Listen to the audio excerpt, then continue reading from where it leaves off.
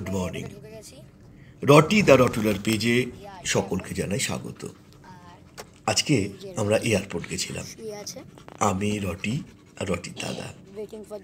কারণ হচ্ছে রটি দিদিয়া এই যে ব্যাঙ্গালোর থেকে ফিরল, যেন মনে হলো উমা বাড়িতে এলো।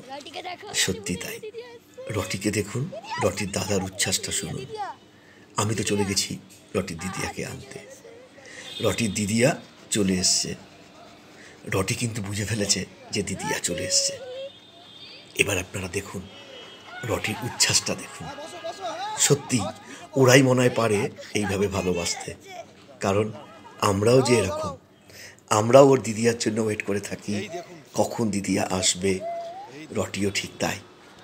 ওর দাদার উচ্ছ্বাসটা শুনেছেন ফোনে? কি করছে দিদিয়া এসছে?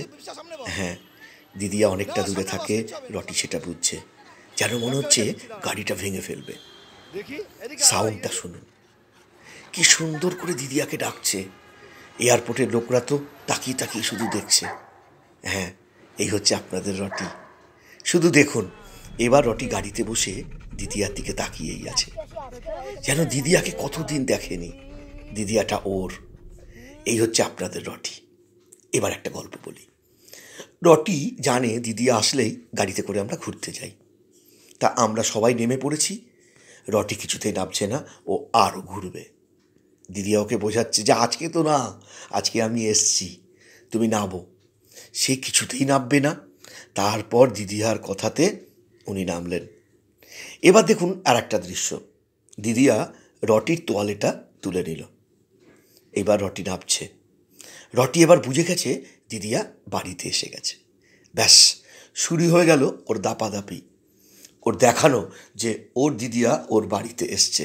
ব্যাস, এখন আর কাউকে দিদিয়ার কাছে ঘেঁষতে দেবে না। বিশ্বাস করুন, দিদিয়াটা সম্পূর্ণ ওর।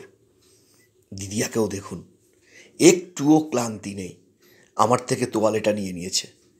এবার দেখুন আপনারা কিভাবে যত্ন করে রটির মুখটা মুছিয়ে দিচ্ছে।